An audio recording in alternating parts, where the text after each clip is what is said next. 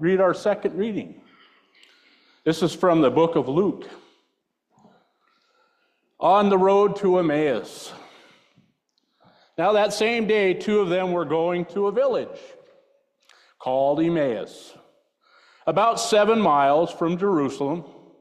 They were talking with each other about everything that had happened in the days past. As they talked and discussed these things with each other, Jesus himself came up and walked among them, but they were kept from recognizing him. He asked them, "What are you discussing together as you walk along?" They stood still, their faces downcast. One of them, named Cleopas, asked him, "Are you the only one visiting Jerusalem who does not know the things that have happened there in these days?" "What things?" he asked. "About Jesus of Nazareth," they replied. "He was a prophet, powerful in word and deed before God and all the people. The chief priests and our rulers handed him over to be sentenced to death, and they crucified him. But we had hoped that he was one who was going to redeem Israel. And what is more, it is the 3rd day since all this took place. In addition, some of the women amazed us. They went to the tomb early this morning, but didn't find his body. They came and told us that they had seen visions, that they had seen a vision of angels who said he was alive. Then some of our companions went to the tomb and found it just as the women had said, but they did not see Jesus. He said to them, 'How foolish you are, and how slow to believe all that the prophets have spoken. Did not the Messiah have to suffer these things and then enter his glory?' And beginning with Moses and all the prophets, he explained to them what was said in all the scriptures concerning himself. As they approached the village to which they were going, Jesus continued on as if he were going further. But they urged him strongly, 'Stay with us, for it is nearly evening, and the day is almost over.' So he went to stay with them. When he was at the table with them, he took bread, gave thanks, broke it, and began to give it to them. Then their eyes were opened, and they recognized him, and he disappeared from their sight. They asked each other, 'What? Were not our hearts burning within us while he talked with us on the road and opened the scriptures to us?' They got up and returned at once to Jerusalem. They found the 11 and those with them assembled together and saying, 'It is true. The Lord has risen and has appeared to Simon.' Then the two told what had happened on the way and how Jesus was recognized by them when he broke the bread." You may be seated.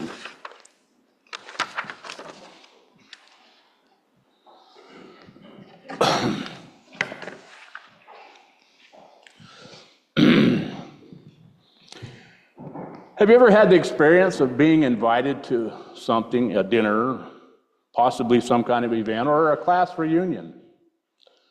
And you were told that there will be a lot of people there that you either went to school with or had worked with throughout your life, at that time had come to know quite well. You'd know them anywhere, right? But then, for whatever reason, your life changed. Your circumstances changed.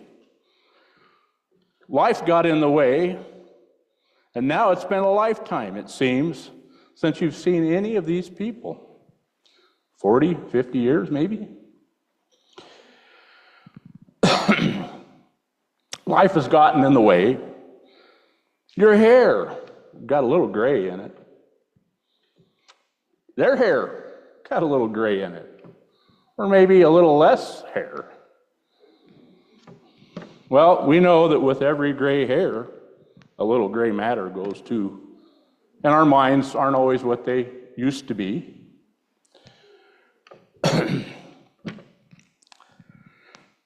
So the day of the event arrives, and we go around talking to different people we knew and are still able to recognize. And then it happens. It always happens. We run into that one person and we draw a blank. And we scramble to remember this person's name. We don't want to ask him outright because that would be embarrassing. We just play along with this person until this person brings up a memory that triggers our memory, and now I remember. And that's all we need to remember this person. That's what happened to Cleopas and his friend as they were walking to Emmaus. Keep in mind, though, it had not been a lifetime. It had not been 40 or 50 years.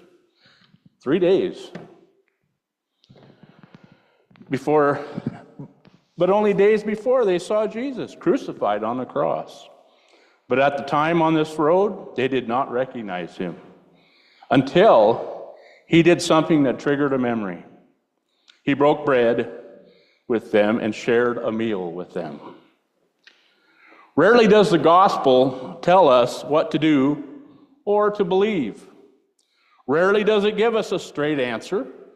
And today's gospel in Luke, the Road to Emmaus story, is no different. It doesn't give us answers, it raises questions and invites reflection. It's a map by which we orient and find ourselves. It reveals an intersection of Jesus' life and our lives. It begs to be recognized as a story about our lives, and it is a story with which we are very familiar. It's a story of shattering and restoration. If your life has ever been shattered, then this is your story. If your life has ever been restored, then this is your story. And if you've ever been in that in-between place, between shattering and restoration, then this is your story. Within this story is a pattern or template that describes our journey from Jerusalem to Emmaus and back to Jerusalem.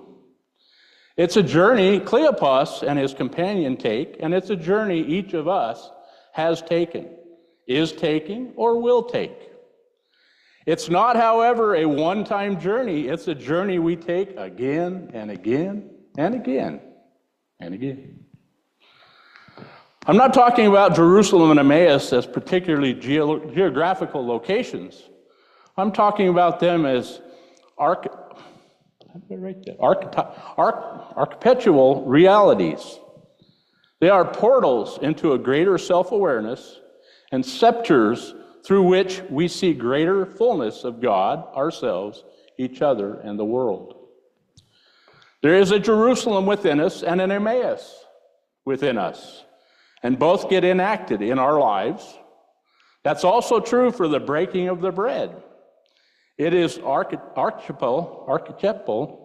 It might point to and remind us of the Eucharist, but the Eucharist reality is bigger and more expansive than what we do here on Sunday mornings. Jerusalem, have you ever felt like you had just had to get away?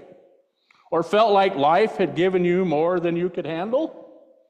Have you ever run away from life? Have you ever been deeply disappointed? Have you lived with unmet expectations? When have you felt lost, as if your world has been turned upside down?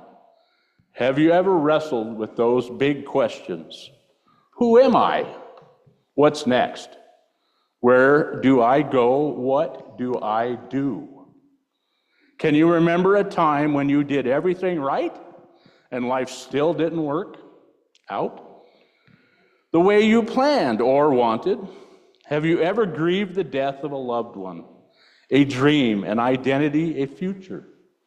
Has your life ever been shattered? If so, then you know what it's like to be Cleopas and his companion.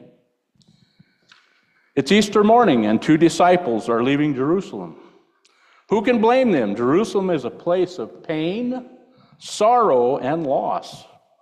It's a place of death, unmet expectations, and disappointment. It's a place where the lives were shattered. No one wants to stay in that place. I sure don't, do you? As they walk, they are talking about all the things that happened. And I suspect that all the things that didn't happen. They are talking about Jesus' arrest, torture, crucifixion, and death. They are talking about hope that didn't materialize, expectations that were unmet, investments that paid no return. They are disappointed and sad. They had hoped Jesus was the one, but he's dead. And now there's a part of them that's been lost, a part of them that died with Jesus. They had heard rumors that he was alive, but it sounded like an idle tale. There was nothing to keep them in Jerusalem. Their lives had been shattered. Emmaus. I don't know why they chose to go to Emmaus, but I've known times when I just wanted to get away, when any place was better than where I was. I have that feeling at work sometimes. Any place would be better than Jerusalem. Emmaus is our escape from life, or so we think. What we don't know at the time, and what Cleopas and his companion did not know, is that it is also the way back to life. The realization happened for the two disciples as it does for us in the breaking of the bread. It wasn't an escape from life that took them to Emmaus, but a hunger for life. It wasn't brokenness that took them to Emmaus, but a hunger for wholeness. It wasn't shattering that took them to Emmaus, but a hunger for restoration. Hunger is more than physical. It is also spiritual and emotional. We are by nature hungry. We hunger for life. We hunger for love. We hunger for wholeness, community, meaning, purpose. That hunger is surely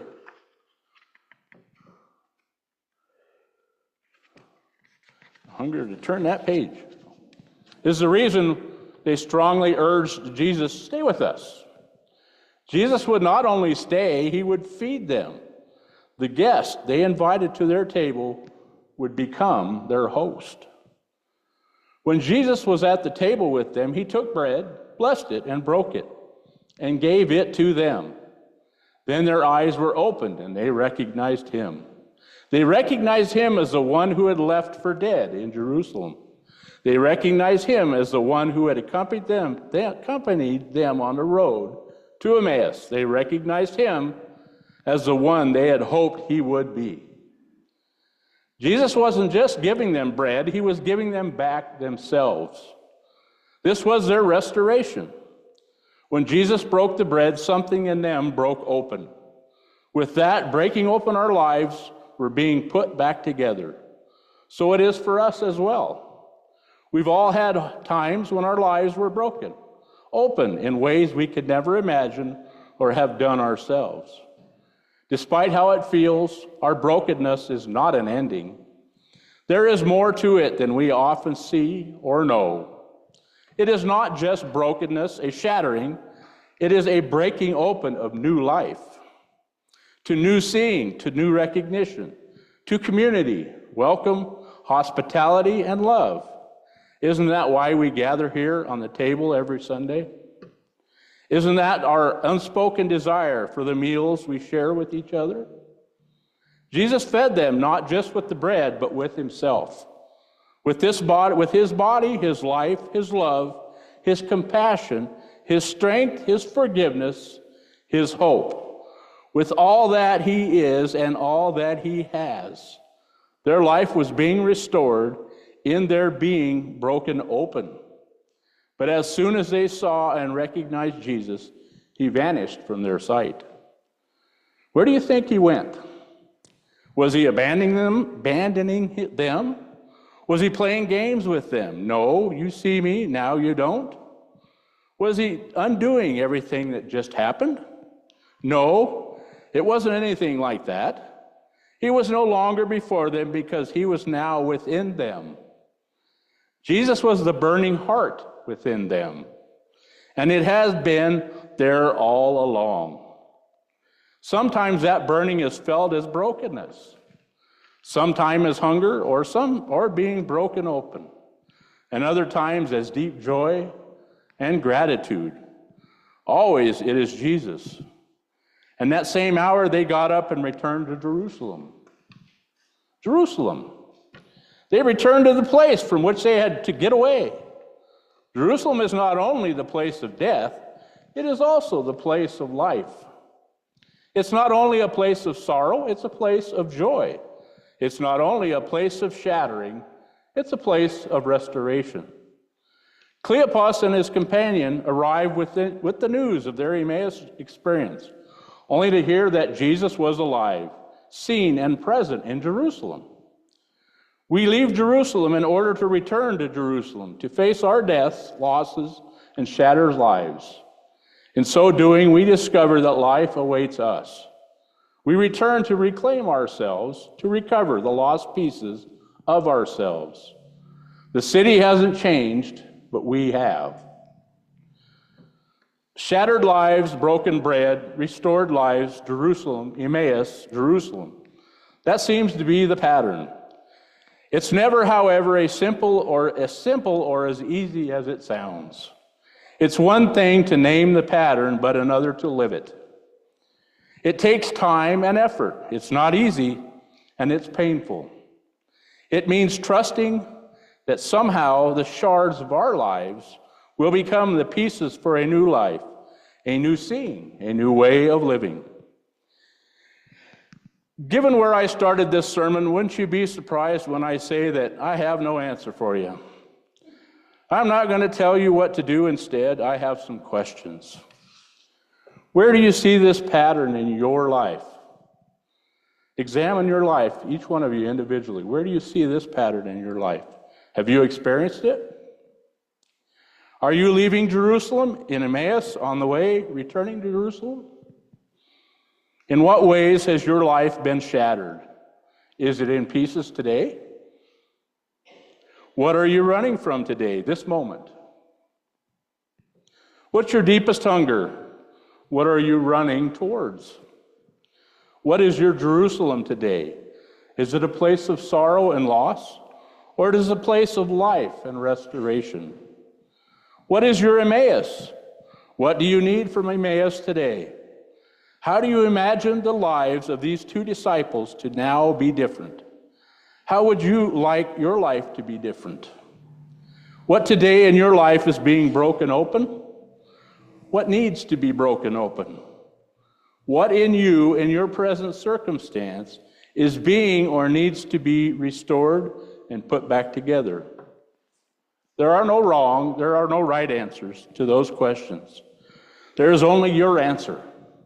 Whatever your answers may be, as they describe the intersection of Jesus' life and your life, shattering, breaking open, and restoring all the pieces, all the places of that intersection. They were for the two disciples in today's gospel. They are for us as well. Jesus was in Jerusalem before Cleopas and his companion ever left. He was with them on the road to Emmaus. He was in the breaking of the bread, and he was already in Jerusalem when they returned. Do you know what those intersections are called? They are called the gifts of God for the people of God. How many times in your life you claim to be a Christian? People claim to be Christians. They leave church. They go out into this world. They live their days. They come across people. They share a walk with somebody, whether it's a walk to Emmaus. I have a story. I went on to walk to Emmaus. And I got there, didn't know how to take it. There was a bunch of different people there. And of course, they put you in a room with a bunch of different people that you don't know. And right away, you get into that room and you may see a guy with tattoos, and he comes in there wearing a leather vest or a leather jacket. And we stereotype people. We're human. And you look at that guy, as I did, and I looked at that guy and I said, oh God, I don't have to be in the room with this guy, do I? He's got to be somebody really, really bad. You know, or he's here to walk to Emmaus. Maybe he was bad, and now he's not. You know, you see the tattoos, and right away you start judging. I learned a valuable lesson at my walk to Emmaus, not to judge people. Spent the night there, got up the next morning, and for whatever reason, everybody else in the room, there was like 6 or 7 guys in the same room. Everybody else in the room left, except for that one person and me. Something happened that morning. He must have saw something in me I must have shared a walk with him because he opened up to me about what happened in his life and how he came to this point. And I got to know him really, really well. And because I judged him, that last moment when I didn't judge him and he opened up and he must have saw something in me that opened his life and restored his life, and he could tell me who it was, and we made a connection at the Walk to Emmaus. But we do that in our lives. We walk with people all the time. And we become comfortable being Christians. We become comfortable doing certain things, but those other people look up to us. They don't recognize Jesus in us unless we do something, unless we shine with a light for Jesus. We have to make sure we do that wherever we go. There are so many other people out there that need to know that what Jesus did for us, what God did for us. And we're the examples, we're the shining lights of that. And if we don't open our hearts to them and let them see that light within us, they won't recognize us and they won't recognize what's in our hearts. Amen? Amen. You rise with me and join in our closing hymn from the little hymn book. I haven't sang this one, so I don't know.